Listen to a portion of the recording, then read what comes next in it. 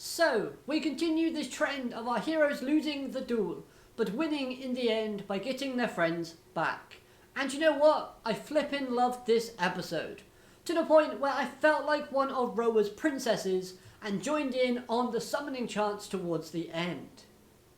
Hello everyone and welcome to Dueling with Downton, and today we're here to talk about episode 85 of the Yu-Gi-Oh! 7's anime series. A brilliant episode of Sevens that manages to change my mind about this duel. Because heading into this episode I wasn't that hyped. After all, we had a lackluster start of the duel in episode 84. But I can safely say this episode rocked my socks off. Is that still a phrase? I'm using it. This episode carried with it a really good message. A message stating that no matter how many times you fail or get brushed to one side, you can still succeed and achieve great things. They did this through the use of Roa's character, a character who has made mistakes and who has failed in the past. He was pushed to one side by not being chosen by Otis, thus Yuga got Seven's Road Magician. Roa failed to beat Yuga in the first arc, thus feeling humiliated after doing so. And of course, society chose Roman over himself to go solo. All of this added up and led to Roa, who felt worthless within himself, giving us that whole off vibe with his character. And the reason as to why he wanted to pretend like he had lost his memories so that he could start over again fresh. But thanks to the lights, the music, and the cheers / support from his fans and bandmates, Roa realizes that yes, he has failed. But who cares? Because he's going to continue to burn down this road, whether in dueling or rock and roll, and become a god that transcends all. I love the line from Roa near the end where he stated that he'll destroy the heavens itself, and claimed to be the god of dueling. I think Luke might have something to say about that. Because isn't a god better than a king? Wait, would Luke even realize that a god is higher in rank than a king? Oh well, Luke is a god slayer, because if Roa is a god, then Roa's been beaten by Luke. Now, a part of me can't help but feel like all of Roa's development within the series so far has been leading up to this grand showcasing, making Roa one of the best overall developed characters within the show, just based on all of the trials and lessons he's had to learn and overcome. I'm not the biggest Roa fan. I like the character and I think his monsters and summoning chants are all brilliant. But this episode overall had me really invested within the character of Roa as it showcased his development, and it was done in a very fun and enthusiastic way. Royal Demon's Hard Rock was another fantastic ace monster that Roa presented within this episode. The ability is really strong, to the point where even a novice duelist like myself can understand that this monster is pretty busted. You can inflict life point damage based on the difference between Hard Rock's attack and your opponent's monster, and then gain your opponent's monster's attack points. This is really cool, and it stays in theme with the Royal Demon monsters that we've already seen before, in where they kind of absorb the attack points of your opponent's monsters. My only real complaint about Roa within this episode was the fact that he did summon Royal Demon Invasion, but we didn't get given that fantastic summoning chant that goes with the monster. Next up, Yuga. Seeing Yuga within this episode was still very entertaining, despite the fact that he lost this duel. I've seen a lot of people get very bent out of shape and upset over the fact that Yuga once again lost. But honestly, I can't find a reason for myself to personally get upset about this, as I don't care if a character loses, as long as that loss makes sense within the moment and the context of the story.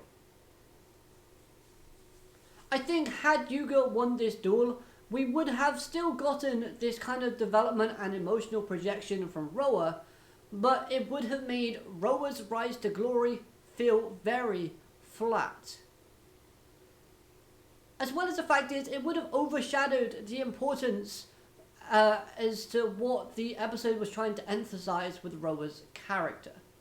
It would have made the message and the development behind Roa especially feel kind of ruined and secondary, which isn't the effect that the episode wanted to go with. They wanted to make Roa have the main focus, and giving Yuga the win would have taken away from that. Plus, looking at Yuga's character, all he cares about is having a good time and fun with his friends.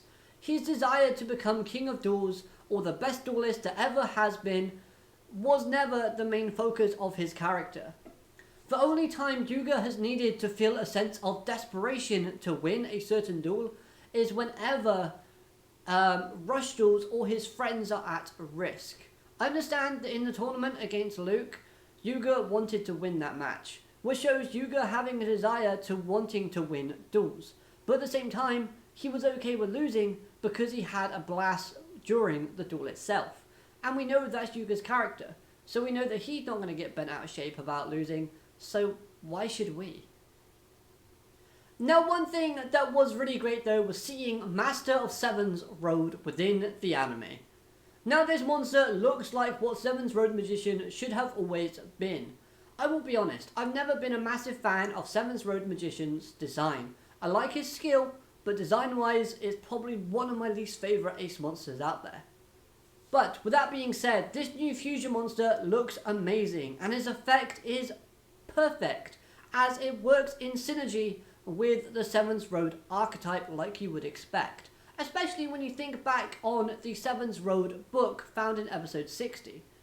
Because within the episode 60, within that Seven's Road book, we see a scene where a Seven's Road magician-like monster is stood with the corpses of the other Seven's Road sort of followers in the background. And the effect of Master of Seven's Road is based on the Seven's Road magician monsters in your graveyard.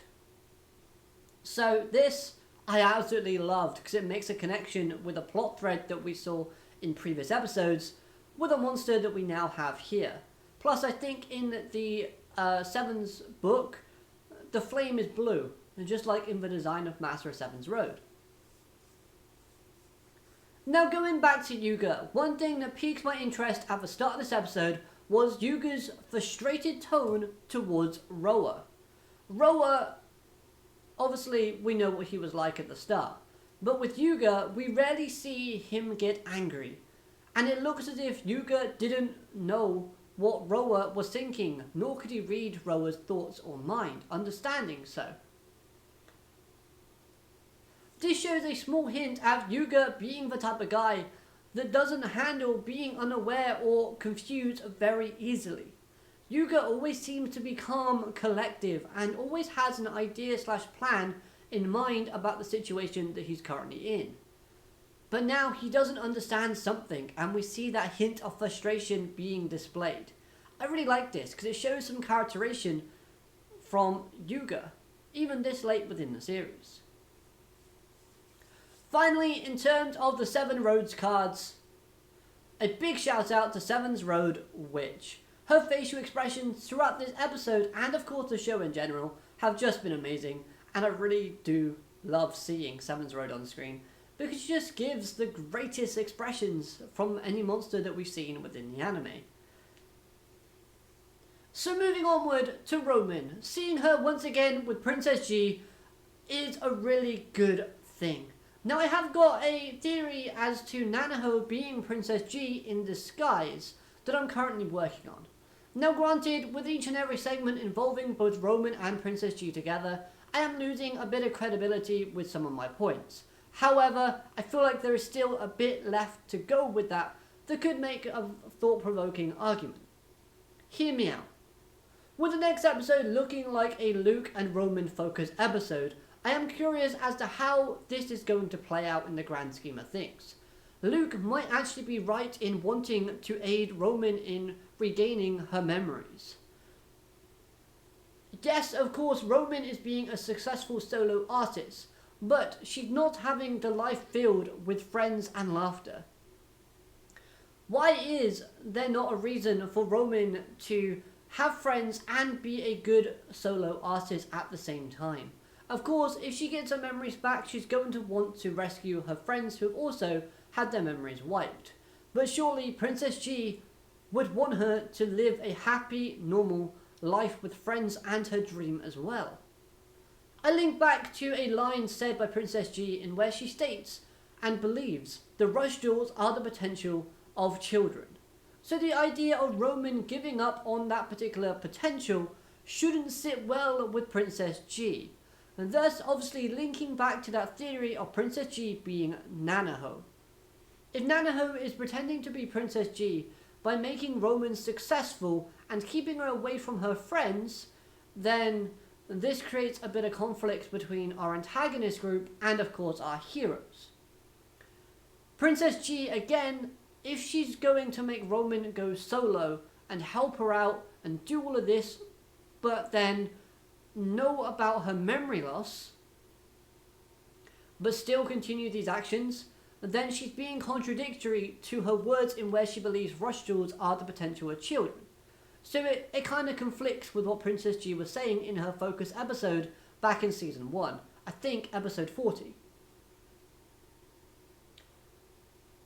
But going away from that theory and that idea, by not allowing Roman the chance to decide if she wants her friends or a life of solitude by being this solo artist without her friends and her memories, it takes away Roman's choice. And Roman needs to make that choice with her memories back.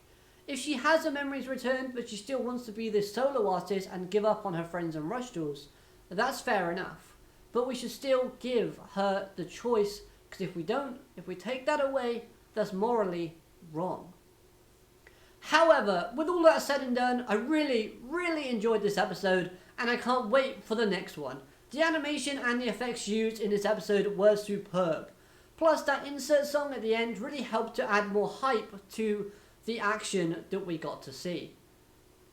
We also ended off this episode with another UO segment. This time he's on a computer working on pure instinct alone to find what he is missing within himself. This could be a big plot thread moving forward and I'm quite excited to see where it's leading us to. So let me know your thoughts in the comment section down below. I'd love to hear what you have to say about this episode, and of course anything that I've said. If you agree or disagree, let me know. Plus, I hope you've enjoyed this video. If you have, like, comment, subscribe, all that good stuff, and of course I'll be seeing you next time. Have a great day, alligator matane. Goodbye.